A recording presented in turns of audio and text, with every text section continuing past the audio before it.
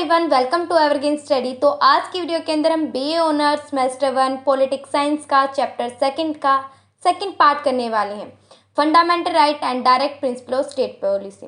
तो chapter second का हम ऑलरेडी पार्ट 1 कर चुके हैं, जिसके अंदर हमने फंडामेंटल राइट को अच्छी तरीके से एक्सप्लेन में रीड किया था। अब पार्ट सेकेंड है, तो उसके अंदर हम एक्सप्लेन में direct principle of state policy को रीड करने वाले हैं। Let's start a video. तो जो direct principle of state policy, इनको रीड करते हैं। तो जैसे कि आपको फर्स्ट पार्ट में बताया था फंडामेंटल राइट के बारे में कि फंडामेंटल राइट पार्ट 3 में आते हैं, तो उसी तरीके से हमारे जो direct principle of state policy है, ये हमारे पार्ट 4 के अंदर आते हैं, हमारे इंडियन कॉन्स्टिट्यूशन के अंदर, ठीक है। और आर्टिकल 36 से लेकर 51 तक हमारे कॉन्स्टिट्यूशन में direct principle of state policy के बारे में बताया गया है। तो जैसे कि मैंने आपको बताया था कि फंडामेंटल राइट हमने यूएसए से लिया है और उसे वहाँ पर क्या बोलते हैं, बिल ऑफ राइट्स के नाम से बोलते हैं। तो उसी तरीके से direct principle of state policy है, ये हमने कहाँ से लिया, ये आयरलैंड से लिया। किस कंट्री से लिए? आयरलैंड से लिए। लेकिन आयरलैंड ने भी कहाँ से लिए? स्पेनिश कॉन्स्टिट्यूशन से लिए। तो बेसिकली एक नंबर के क्वेश्चन तो नहीं आते, लेकिन कॉम्पिटिटिव एग्जाम में आ जाते हैं कि इंडिया ने कहाँ से लिए हैं। तो ये हमने आयरलैंड से लिए हैं, ना कि स्पेनिश से, क्योंकि स्पेनिश से किसने कॉपी किए? आयरलैंड से। लेकिन हमने कहाँ से लिए? आयरलैंड से। तो आपको ऑप्शन आयरलैंड आएगा। तो बेसिकली नॉर्मल सी बात ये है कि जो direct principle of state policy, जिसे हम डीपीएस भी बोलते हैं, ये आर्टिकल 36 से लेकर 51 तक आते हैं इंडियन कॉन्स्टिट्यूशन में, और पार्ट 4 के अंदर आते हैं, जो कि हमने आयरलैंड से लिए हैं। समझ आया इतना? अब ये एक कमेटी है, सप्रो करके एक कमेटी है, जो कि 1945 में बनाई गई थी। तो उसमें 2 कैटेगरी की बातें बोली गई थी, एक जस्टिसेबल और एक नॉन जस्टिसेबल। तो आपको पता है जस्टिसेबल तो क्या होते हैं? हमारे फंडामेंटल राइट होते हैं। और नॉन जस्टिसेबल क्या हुए? हमारे direct principle of state policy हुए, हमारे डीपीएसपी हुए, ठीक है। तो जो डायरेक्ट प्रिंसिपल हैं वो क्या है, उनके बारे में यूनिक फीचर क्या है? तो ये क्या है, जो एक व्यक्ति के लिए इकोनॉमिक और सोशल रूप से जो राइट चाहिए, जो अधिकार चाहिए, वो हमारे डीपीएसपी बात करते हैं। DPSP are deal which are not legal. ये लीगल राइट नहीं होते। लीगल राइट का मतलब ये है कि जस्ट लाइक हमने देखा था कि हम सीधा कोर्ट जा सकते हैं फंडामेंटल राइट के वोलेशन होने पर, लेकिन डीपीएसपी के वोलेशन होने पर हम कोर्ट नहीं जा सकते हैं। तो ये एक यूनिक फीचर है इसका, और फंडामेंटल राइट के वो यूनिक फीचर थे। तो जैसे कि फंडामेंटल राइट तो 6 थे, उसी तरीके से जो direct principle of state policy को ना हमने 3 कैटेगरी में डिवाइड कर दिया। किन 3 कैटेगरी में डिवाइड करा है? फर्स्ट कैटेगरी आते हैं सोशलिस्ट प्रिंसिपल के, जैसे बहुत सारे आर्टिकल है, तो वो जितने भी आर्टिकल सोशलिस्ट के बारे में बात करते हैं, समाजवादी के बारे में बात करते हैं, वो एक साइड आर्टिकल्स आ गए, ठीक है। सेकंड क्या है? जो आर्टिकल गांधीयन प्रिंसिपल, जो कि गांधी जब हमारा देश आज़ाद हुआ और गांधी जी की जो सोच थी उनसे मिलते जो भी आर्टिकल्स हैं, वो सारे हमने गांधीयन प्रिंसिपल के अंदर डाल दिए। और लिबरल इंटेलेक्चुअल क्या होते हैं? जो लिबरल बात करते हैं, आज़ाद उदारता की बातें करती हैं, वो सारे आर्टिकल्स हमने लिबरल इंटेलेक्चुअल प्रिंसिपल के अंदर डाल दें। तो एक एक करके सोशलिस्ट प्रिंसिपल को देखेंगे, फिर गांधीयन वाले आर्टिकल्स देखेंगे, और फिर लिबरल वाले देखेंगे, ठीक है। तो सबसे पहले क्या आते हैं? सोशलिस्ट प्रिंसिपल आते हैं, जैसे कि आपको तो यहाँ पर छोटा छोटा दिखाई दे रहा होगा बेसिकली, लेकिन जो ये पीडीएफ है मैं आपको डाल दूंगी, लिंक है डिस्क्रिप्शन में है मेरे टेलीग्राम का, तो वहाँ से जाके आप कलेक्ट कर सकते हो नोट्स, ठीक है। तो डीपीएसपी सोशलिस्ट प्रिंसिपल आता है। फर्स्ट मैंने बताया था 3 कैटेगरी में, तो फर्स्ट कैटेगरी आते हैं सोशलिस्ट प्रिंसिपल्स की। तो जो सोशलिस्ट प्रिंसिपल क्या होते हैं? दे आर द प्रिंसिपल, ये कुछ प्रिंसिपल होते हैं डेट एम, जो प्रोवाइड करते हैं हमारे सोशल और इकोनॉमिक जस्टिस।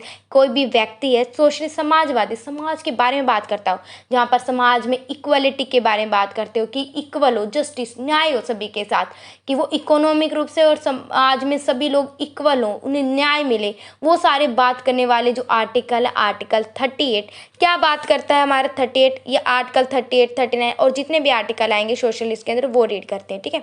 तो आर्टिकल 38 है, promote the welfare of the people, लोगों की वेलफेयर के लिए, भलाई के लिए काम करते हैं, समाज में सोशल रूप से इकोनॉमिक रूप से, पॉलिटिक रूप से उन्हें फैसिलिटी, अपॉर्चुनिटी मिल सके, उन्हें इनकम में कभी भी इनइक्वालिटी ना हो, सभी लोगों के बराबर मिले। तो ये सारे हमारे सोशलिस्ट प्रिंसिपल बात करते हैं, समाज में सब इक्वल हो इकोनॉमिक रूप से, ठीक है। तो आर्टिकल 38 बात करता है। तो आर्टिकल 39 भी किसके बारे में बात करता है? सोशलिस्ट प्रिंसिपल के बारे में बात करता है कि लोगों की लाइवलीहुड, मतलब सभी लोगों को, सिटीजन में सभी लोग अच्छी तरीके से जिए, ठीक है। कॉमन गुड्स के बारे में बात करता है कि सभी को इक्वलिटी हो, कि डिस्ट्रीब्यूशन मैटर, जो हमारे रिसोर्सेज होते हैं वो सभी लोगों को इक्वल मिले, यहाँ पर वेल्थ सभी की इक्वल हो, ये सारे इक्वल पे फॉर, जैसे कि होता है ना, जितना लोग, जो आदमी है जितना काम कर रहा है उसको उतने ही पैसे मिले, उसी सेम है जितने पैसे मैन को मिल रहे उतने ही वीमेन को मिले। ये हमारे आर्टिकल 39 बात करता है, जो कि समाजवादी सोशलिस्ट प्रिंसिपल के अंदर आता है, ठीक है। अगला जो आर्टिकल्स है, प्रिवेंटेशन, जो हमारे प्रिवेंट करता है हमारी हेल्थ को, हमारे स्ट्रेंथ को, वर्कर्स की, चिल्ड्रन की, कि वो उन्हें फोर्सेबल लेबर ना कराया जाए। तो समाज वाली बात करें, समाज में सभी लोग इक्वल हैं, लोगों को मतलब ज़बरदस्ती काम ना कराया जाए। तो ये हमारे सोशलिस्ट प्रिंसिपल बात करते हैं। आर्टिकल 41, अब आप सोचोगे 40 नहीं है, तो 41 है, क्योंकि 40 जो आर्टिकल है ये अलग प्रिंसिपल के अंदर आते हैं, लेकिन जो 41 जो आर्टिकल है वो हमारे सोशलिस्ट प्रिंसिपल के अंदर आते हैं, जिसमें right to work, right to education, public में असिस्टेंस, मतलब अच्छी तरीके से मिल सके लोगों को। ओल्ड एज लोग होते हैं उनको अनएम्प्लॉयमेंट हो जाते हैं, लेकिन उनको जैसे पेंशन वगैरह होते हैं ना वो मिले। तो ये सारी कौन बात करता है? हमारे सोशलिस्ट प्रिंसिपल बात करते हैं, ठीक है। आर्टिकल 42 भी हमारे किसके बारे में बात करता है? हमारे सोशलिस्ट प्रिंसिपल के बारे में बात करता है, ठीक है। जैसे कि हमारे, जैसे कोई लोग बीमार हो जाता है मैटरनिटी लीव के लिए, तो वो हमारे 42 आर्टिकल बात करते हैं। 43 जो आर्टिकल है जो हमारे सोशलिस्ट प्रिंसिपल के बारे में ही बात करता है, वो आता है, जैसे कि आपको आर्टिकल्स याद नहीं हो रहे तो मत करो आर्टिकल्स याद, लेकिन ये सारी जो नॉर्मल बातें हैं वो सारी याद हो सकते हैं ना, वो एग्जाम के अंदर लिख सकते हो। आर्टिकल याद हो रहे हैं तो वो और भी अच्छी बात है, ठीक है। आर्टिकल 43 किसके बारे में बात करता है? हमारे लिविंग वेज के बारे में बात करता है, लोगों की लिविंग, सोशल कल्चर रूप से लोगों को अपॉर्चुनिटी मिल सके, वर्कर्स को, ये हमारे आर्टिकल 43 बात करता है। तो ऐसे तो आपको सारे सिमिलर ही लग रहे होंगे, लेकिन बात अलग अलग बोल रहे हैं बेसिकली, ठीक है। आर्टिकल 43 ये क्या बात करता है? जो वर्कर्स होते हैं जो इंडस्ट्री में, उनकी सिक्योरिटी के बारे में बात करता है कि कई बार आग वाग लग जाती है केमिकल्स के द्वारा, तो उनके स्टेप सिक्योर करता है कि उन्हें वर्कर्स, मैनेजमेंट इंडस्ट्री में उनका काम वगैरह सही हो, ठीक है। आर्टिकल 47 बात करता है न्यूट्रिशन, जैसे कि हमारे यहाँ पर राशन वगैरह मिलता है ना, जैसे जो वीमेन होते हैं वो प्रेग्नेंट होते हैं और छोटे छोटे बच्चे होते हैं वो स्कूल्स वगैरह जाते हैं, आंगनवाड़ी वगैरह जाते हैं, तो उस समय न्यूट्रिशन मिलता है ना पब्लिक हेल्थ के बारे में। तो वो जो आर्टिकल 47 समाज में भलाई मिले इकोनॉमिक रूप से, वो हमारे सोशलिस्ट प्रिंसिपल के अंदर आते हैं। तो समझ आया ये सारी बातें। अब नेक्स्ट आता है हमारा गांधीयन प्रिंसिपल, जो हमारा अगला डीपीएसपी है। तो गांधीयन वो प्रिंसिपल आते हैं जो कि हमारे देश में, जब हमारे नेशनल मूवमेंट, हमारे देश में जो गांधी जी ने बहुत सारी मदद करवाई हमारे देश आज़ाद होने में, तो उस समय उनकी जो सोच थी वो सारे हमारे गांधीयन प्रिंसिपल के अंदर आते हैं। तो फर्स्ट जो आर्टिकल आता है ये आर्टिकल 40 आता है, जिसमें विलेज में पंचायत, हमारे विलेजों में पंचायत होते हैं, वो किसकी सोच थी? वो गांधी जी की सोच थी। तो ये आर्टिकल 40 बात करता है, ठीक है। 43 जो कि गांधी जी की सोच थी। आर्टिकल 43 भी गांधी प्रिंसिपल के बारे में बात करता है, जिसमें कॉटेज इंडस्ट्री हो गई, लोग एक रूरल एरिया में क्या कोऑपरेशन, सहयोग से काम करें, आर्टिकल 43 बात करता है। आर्टिकल 43 भी क्या बात करता है? प्रमोट वॉलेंट्री फॉर्मेशन, जो कि बात करता है डेमोक्रेटिक कंट्रोल के बारे में, प्रोफेशन मैनेजमेंट के बीच में, कि सोसाइटी के बीच में कोऑपरेट रहे।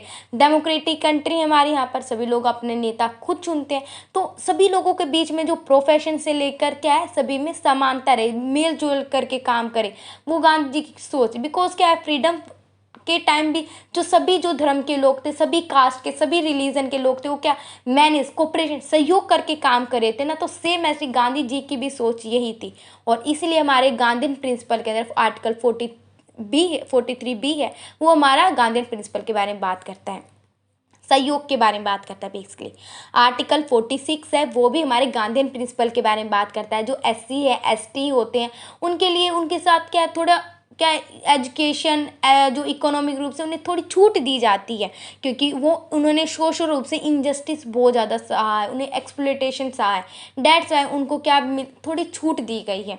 तो ये गांधीयन प्रिंसिपल है कि उनको पहले से पता था ना कि पहले के टाइम में जब हमारे अंग्रेज हम पे राज करते थे तो उन्होंने बहुत ज़्यादा शोषण करा है, जो SC ST है, जैसे शेड्यूल्ड कास्ट शेड्यूल्ड ट्राइब्स है, उनके साथ बहुत ज़्यादा वीकर सेक्शन, उनके साथ बहुत ज़्यादा शोषण हुआ है। तो उनको जस्टिस दिलाने के लिए हमारा आर्टिकल 46 बात करता है। आर्टिकल 47 है, जैसे कि हमारे यहाँ पर जो हमारी चीज हेल्थ के लिए जो कंजप्शन करते हैं लोग, अल्कोहल सिगरेट वगैरह करते हैं, उनके ड्रग्स वगैरह लेते हैं, तो यहाँ पर प्रोहिबिटेशन है कि नहीं ले सकते हैं। जैसे कोई लेता है तो नीचे लिखा होता है, वार्निंग लिखी होती है। तो ये सारा आर्टिकल 47 बात करता है। आर्टिकल 48 भी हमारे क्या बात करता है, जैसे काऊ होती है, जो मवेशी होते हैं, जो लोग ज़बरदस्ती काऊ वगैरह को बांध लेते हैं, ठीक है, उनके खिलाफ बात करता है हमारा आर्टिकल 48 कि लोग ऐसा नहीं कर सकते हैं। ठीक है, लास्ट जो हमारा direct principle of state policy का है, लिबरल इंटेलेक्चुअल प्रिंसिपल। ये क्या, जो स्वतंत्रता की बात करता हो, थोड़ी मतलब खुली सोच होती है ना जिसकी, वो बात करता हो।